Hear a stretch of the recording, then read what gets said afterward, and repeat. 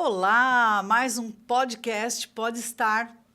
E hoje nós estamos aqui com uma pessoa que Gente, ela faz um trabalho que eu nunca vi, nunca nem tinha ouvido falar, e é por isso que ela está aqui. Ela é fonoaudióloga, é a doutora Bruna Carla. E eu descobri, assim, meio que por acaso, eu falei, gente, eu não vou poder deixar essa mulher escapar de mim. Bruna do céu!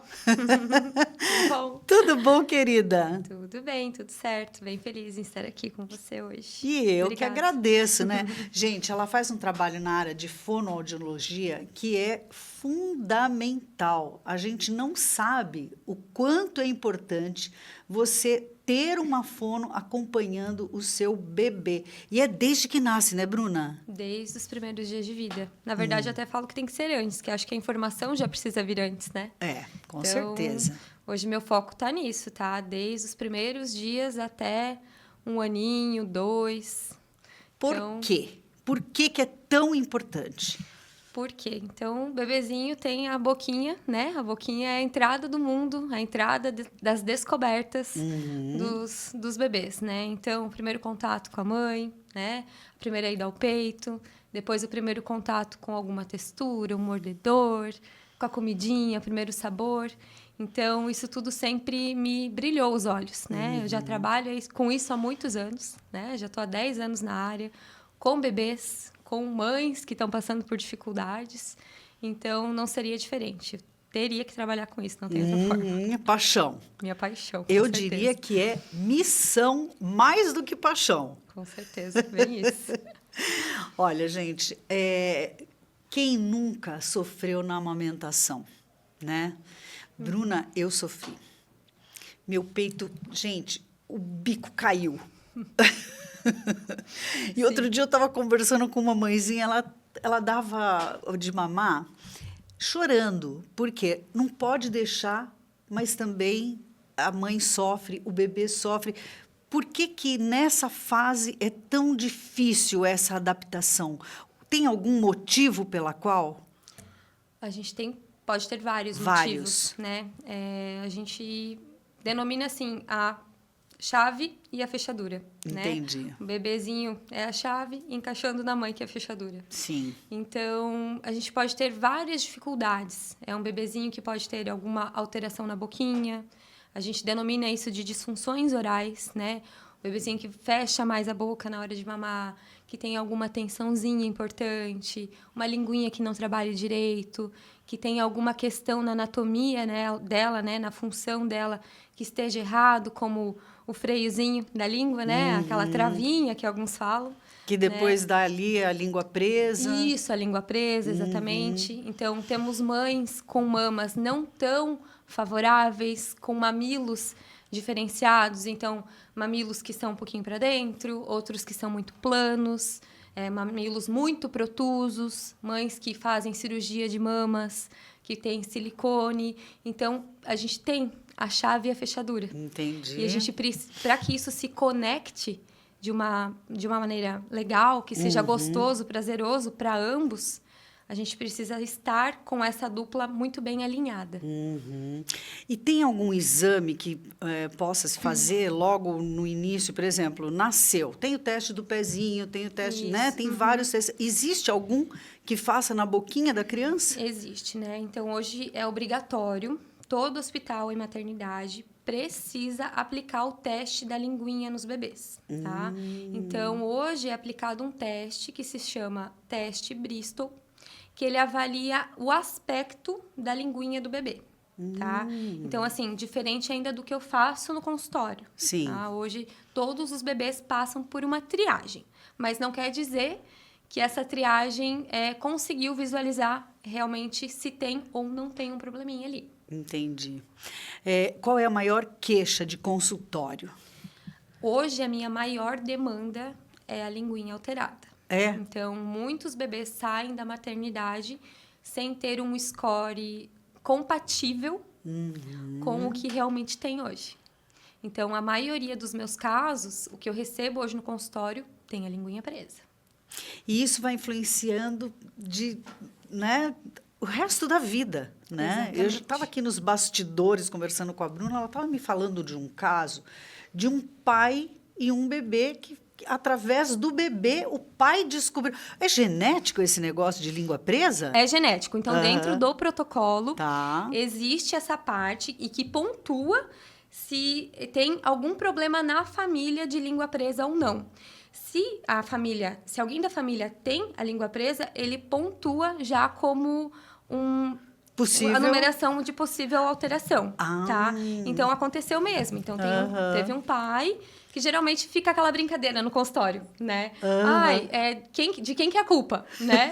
Então, os pais falam, ai, olha a minha língua aqui, vê se eu tenho. E esse pai, por coincidência, me trouxe várias queixas assim, Bruna, na hora que eu ia falar em público, eu sempre me embolava, eu tenho muita dor de cabeça, eu tenho muito torcicolo, né? Ele falou, será que a minha língua é alterada? Eu falei, deixa eu ver, coloca lá no céu da boca. E realmente tinha dele. Será que eu posso fazer a cirurgia? Eu falei, olha, tem que ver com o dentista, enfim, que vai realizar o procedimento. E ele acabou fazendo e foi a melhor noite de sono. Ele falou que a cabeça dele encaixou no travesseiro. Você vê, né? Como é importante, né? Tá, e aí a criança, se tiver a linguinha presa, faz um procedimento e destrava, é isso? Isso. Então, assim, é muito cuidadoso, tá? Então, todo frênulo lingual é alterado? Não. Então, assim, realmente eu preciso ver como que tá a díade, a duplinha, mãe e bebê. Tá. Ver como que tá a chave e a fechadura. Certo. E, assim, existem os scores, né? Então, a gente tem hoje língua normal, freios duvidosos e freios alterados, tá? Entendi. Então, quando se caracteriza como um freio duvidoso, eu sempre faço um teste terapêutico. Eu passo alguns exercíciozinhos para casa e revejo esse bebezinho depois de um tempo.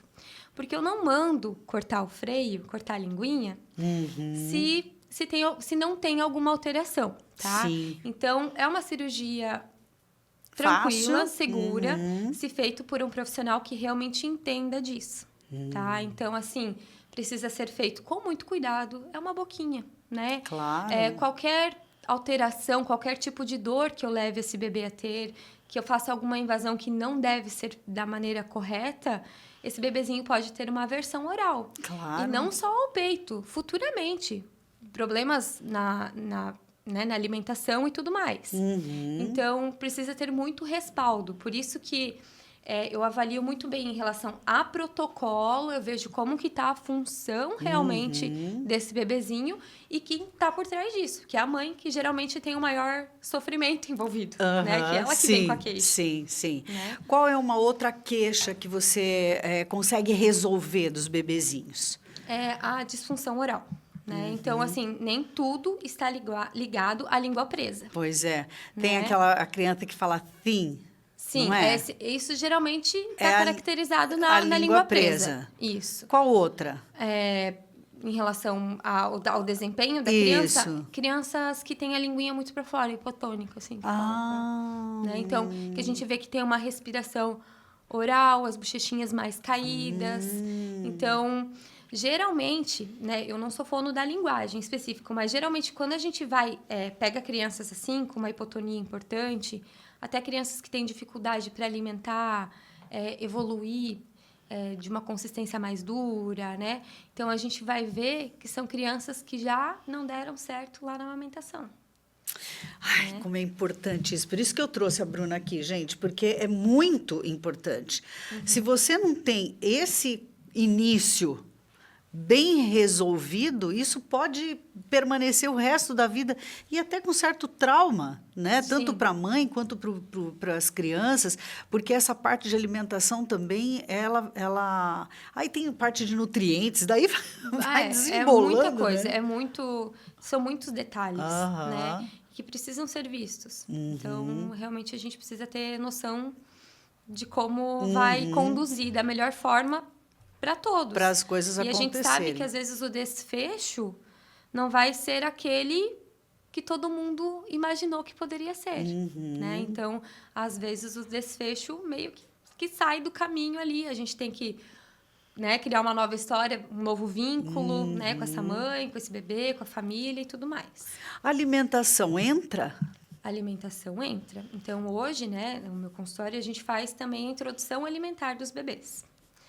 Então, geralmente, a introdução alimentar é indicada com 6 meses. Então, eu ia te perguntar isso, porque hoje muita gente fala assim, não pode bater a papinha no liquidificador, né? Até eu conversei aqui com uma pediatra que falou, não, tem que ser pedaço, tem que mastigar. Aí a outra fala, não, tem que ser papinha, não sei. A gente fica nessa dúvida, Sim. né? E as mães também ficam, porque mãe de primeira viagem, a mãe de segunda viagem meio que vai no vácuo, né? Mas a mãe de primeira viagem, gente, e depois não é só a mãe, tem as avós, né? Tem as madrinhas, rede de apoio, né? a rede de apoio que é complicadinha aí, me conta que disso. Às vezes é desapoio, né? Exato. É eu tô aqui, vó, né, que fala, né? Eu tô aqui para estragar. Aí é Pelo péssimo, amor. né? Eu diariamente tenho que lidar com isso, assim, né? Conduzir, né? Não é bem assim. Então, assim, sobre as papinhas, né? Hoje em dia não é mais indicado. Então, quando a gente entra com alimento, é o alimento sólido. E a gente tem vários tipos de modos de oferta para o bebê. Então, é a gente que vai escolher o modo de oferta? Não. Você orienta isso. Exatamente. Tá. Então, hoje a gente tem o BLW, que a gente fala, que são os cortes seguros. Então, cortes e texturas seguras para o bebê. Então, você oferece o alimento inteiro para o bebê, no corte seguro, para ele explorar com autonomia. E existe também um método, né, que você realmente dá com a colher para o bebê. E eu gosto sempre de incentivar esse método, os métodos mistos, né? Tem o participativo, então que você pode dar um pedaço para o bebê, pode ofertar na colher, mas nunca é indicado liquidificar. Liquidificar só vai ser indicado se o profissional, né, um fonoaudiólogo mesmo, avaliar e ver que o bebezinho está com dificuldade naquela habilidade de mastigar, de triturar o alimento, aí a gente vai dar passos para trás. Entendi. Fora disso, pode ser até uma insegurança para o bebê, tá? Não é realmente seguro, pode causar engasgos, pode ter vários fatores ligados a uma dificuldade futura. Você já ouviu, assim, por exemplo, das vozes, mas eu criei 10 filhos assim, vai ser assim, porque tudo evolui, né? Então, a gente vai sabendo e vai entendendo, porque a doutora Bruna Carla é fono há 10 anos e tem uma atuação profissional bastante importante junto aos pediatras, inclusive. Por isso que ela está aqui, porque quando a gente traz um profissional para conversar, a gente tem essa segurança de dizer, pode seguir o que ela está falando que dá certo. Sim, a gente não pode tirar vozes do além, né? Não eu falo, é? Eu não tiro vozes da minha cabeça, tudo tem embasamento científico. Mas teórico, né? tem muita gente que vai rebatendo, vai debatendo e vai tirando essa autoridade da mãe, essa diferença de gerações, né?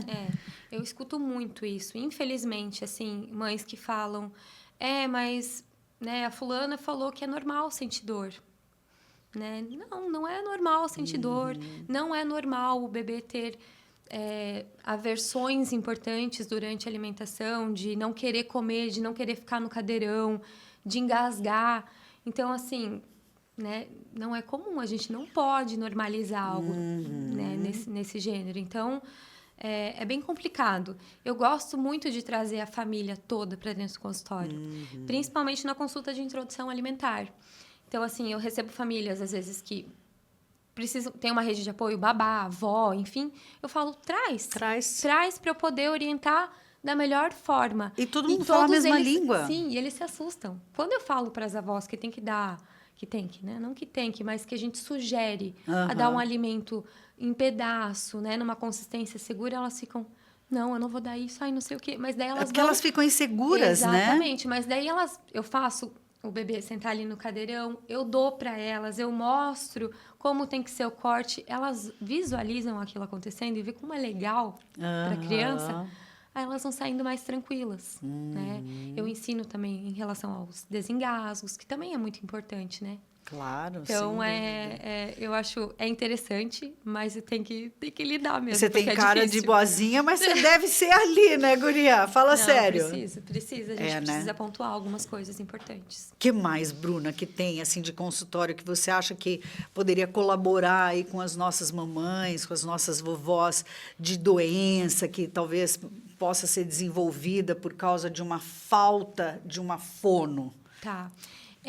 A boquinha aberta durante o sono, né? Eu sempre falo, não é normal. Até Tá. quando é normal ter um bebezinho dormindo de boca aberta? Não é normal a gente ver um bebê Nunca. dormindo de boca aberta. É fofinho, né? Mas não é normal. Aham. Então, bebezinho dormindo de boca aberta pode me dizer que alguma coisinha está errado em relação à respiração, em relação à musculatura oral do bebê, né? Bochechas e principalmente língua, tá? Então, vamos pensar de uma forma bem objetiva, Tá. tá? Para a gente ter um bebê que durma com a boquinha fechada, a gente precisa que essa língua esteja lá no céu da boca. Se o bebê dorme com a linguinha baixa e se ela não está lá no céu da boca, essa respiração não é predominantemente nasal. Bebê precisa respirar pelo nariz para conseguir desenvolver a musculatura como um todo. E se não Né? acontecer isso? Se não acontecer isso, a gente pode ter problemas relacionados futuramente com a respiração mesmo, com a musculatura oral. Um bebê, um adulto, depois que tem as bochechinhas mais baixinhas, assim, né?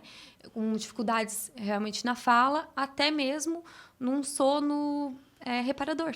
Né? Então, assim, não é normal ver criancinha nenhuma, ninguém dormindo de boca aberta. Né? Pode ter algum impacto. Quando eu entro em contato, quando as mães entram em contato lá na clínica, eu sempre mando um folderzinho pedindo 3 vídeos simples. Do bebê mamando, do bebê chorando e do bebê dormindo. São 3 vídeos que eu consigo já ter uma noção do que está acontecendo. Né? Claro. Está dormindo de boca aberta, alguma coisa está errada. Aí, mamando, geralmente tem ali algum barulhinho, algum leite escapando, um bebê muito cansado para mamar. Então, a gente já, liga o sinal de alerta, né? E também em relação ao choro, né? O choro do bebê, quando a gente olha para a linguinha, tem características muito importantes que a gente precisa levar em consideração. Sério? Sério. Ai, que difícil isso. Ai, eu não queria ser mãe de bebê agora.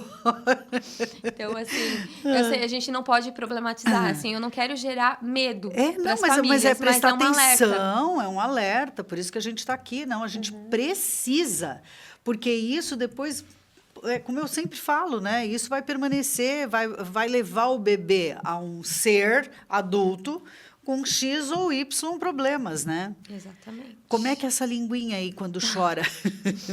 Então, a linguinha, quando chora, ela precisa passar as comissuras dos lábios como um todo. Ela precisa sair dessa linha aqui das comissuras, da linha média da boca. Se ela chora e eleva só as laterais, ou ela chora, quando o bebê chora, a linguinha está estritamente baixa na cavidade oral, na boquinha do bebê, Sei. pode dizer que tem aí um freio probleminha. alterado. Pontua no teste da linguinha Mas também. quando que uma mãe vai imaginar uma coisa dessa?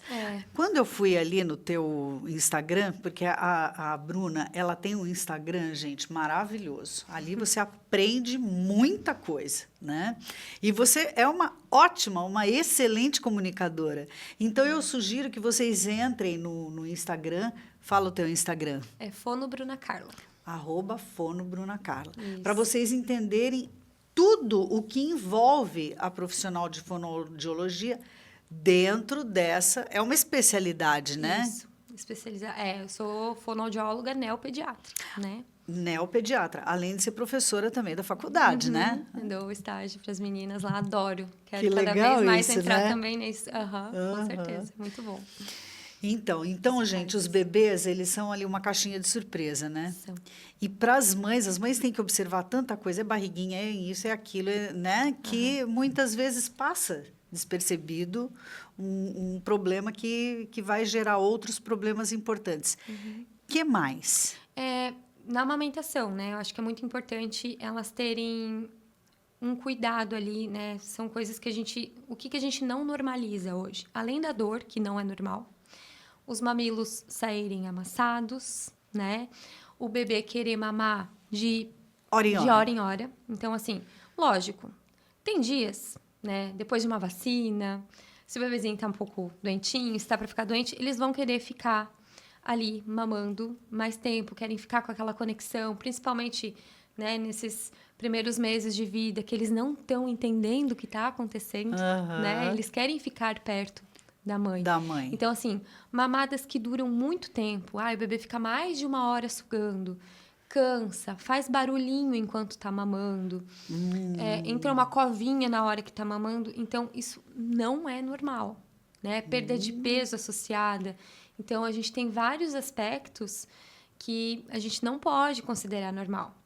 Hoje, a gente tem as consultoras de amamentação que vão nas casas e visualizam Ai, que legal a dupla, isso. né? Aham. Então, além dos pediatras que fazem esse encaminhamento, eu tenho muita consultora que faz o encaminhamento. Então, elas filtram muito. Então, é muito bacana essa parceria que eu tenho, né? Tem algumas consultoras que me mandam um vídeo ali na hora do atendimento. Bruna, tá assim, o peito tá saindo assim, fiz todo o manejo e não tá adiantou, funcionando. Eu não- preciso de você. Tá bom, vamos lá, vamos ver o que tá acontecendo. Entendi. Aí entra tudo naquele processo, né? Aham. Então, bebê que tá tendo... Mãe que tá tendo muita dor, né? E associada a esses aspectos que eu falei, precisa de um fonoaudiólogo, especialista, né? Entendi. E, por exemplo, mas tem bebê também que quer mamar assim, mama 40 minutos, mama 15 minutos. Qual é o Isso. normal? Olha, eu não posso te dar um Rótulo, tempo um de tempo. normalidade, tá? A gente espera que um bebezinho, né, nos primeiros dias de vida, não passe uma mamada efetiva de 30 a 40 minutos, Tá. tá? Efetiva, porque quando a gente pensa numa linguinha que não tá funcionando, é como se fosse uma academia, tá?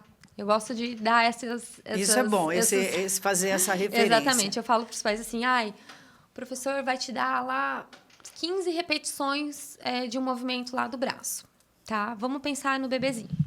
Eu tenho 15 repetições para fazer.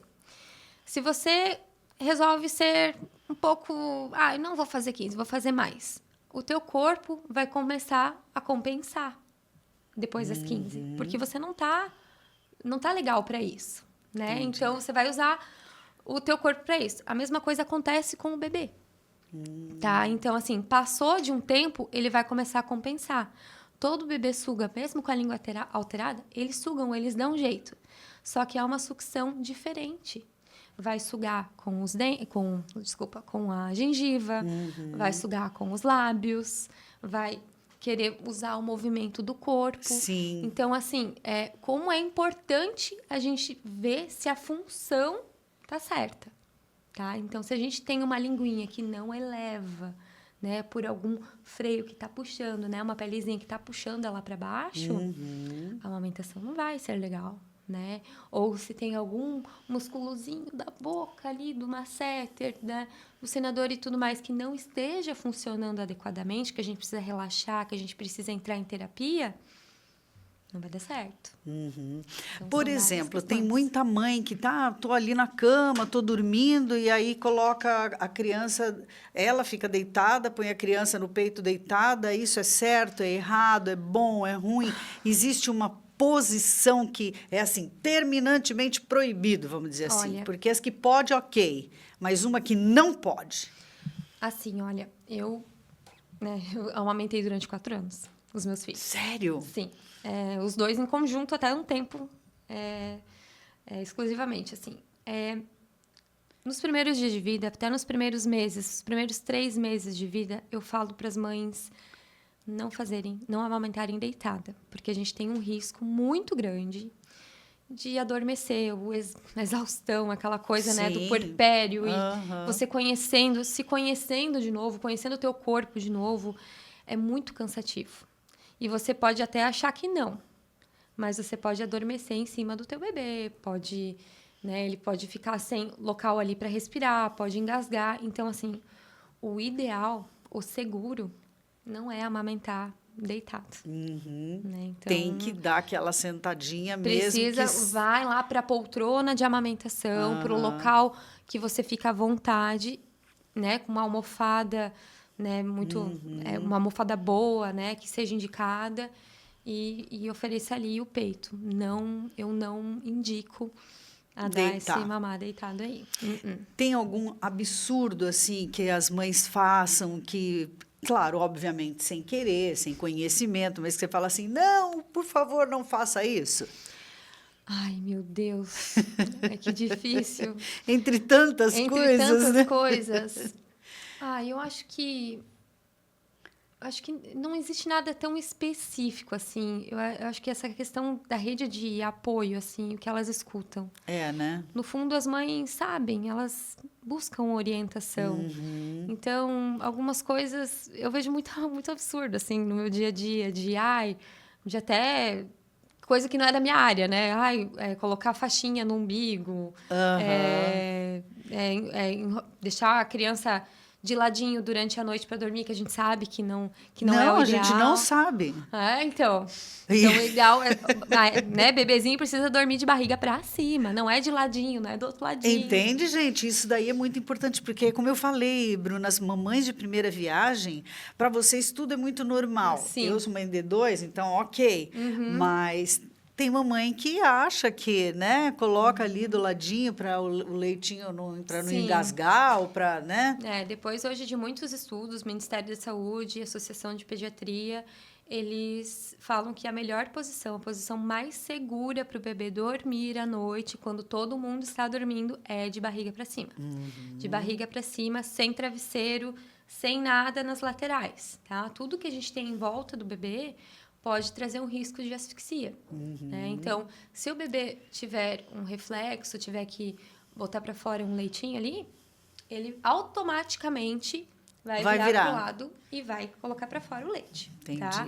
Então, se o bebê está de lado e golfar, enfim, esse leite pode ser facilmente aspirado pelo nariz. Tá? Então, assim...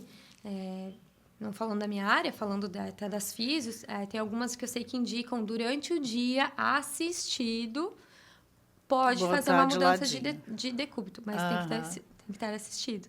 Fora disso, é bebê de barriga para cima.